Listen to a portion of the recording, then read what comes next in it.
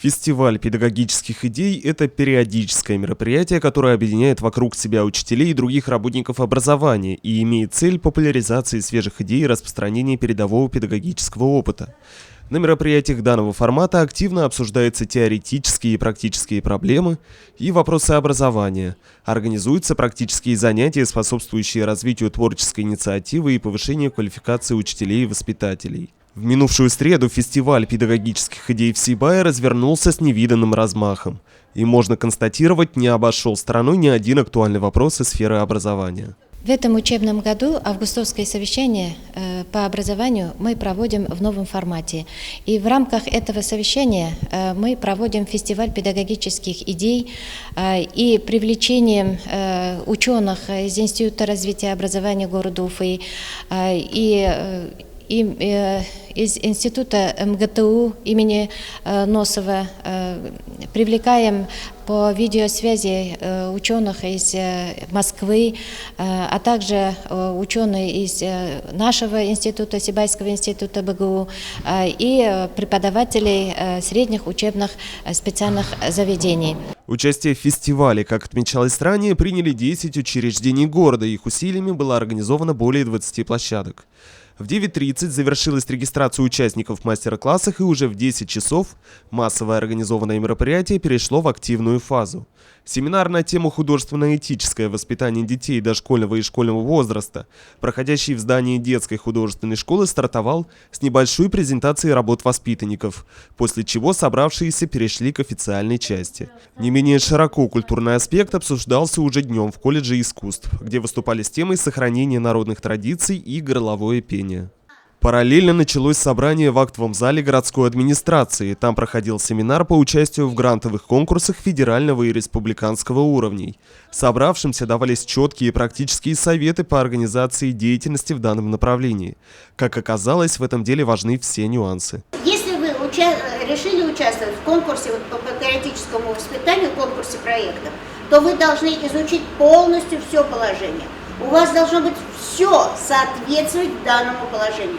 Если у вас даже не тем шрифтом будет направлено положение, которое прописано, точнее направлен проект, который написан в положении, то его сразу отбраковывают. Понятно, да?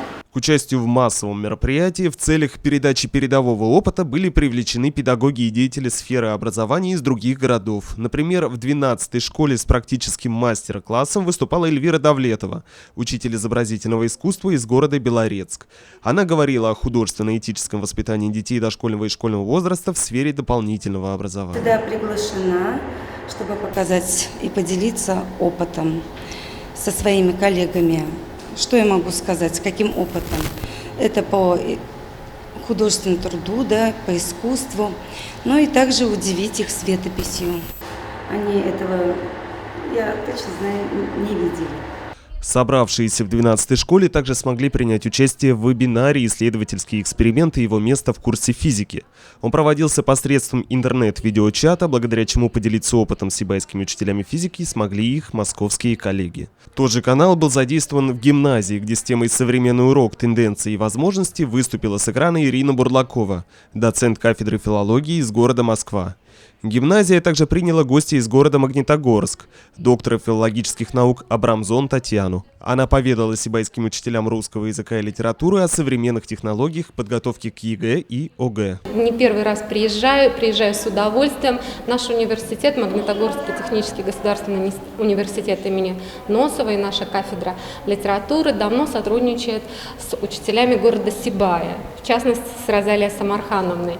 И я с удовольствием приехала на это совещание в конце лета, перед началом учебного года, чтобы поделиться своим опытом в технологиях написания сочинения, ЕГЭ литература, ОГЭ литература и выпускного декабрьского сочинения.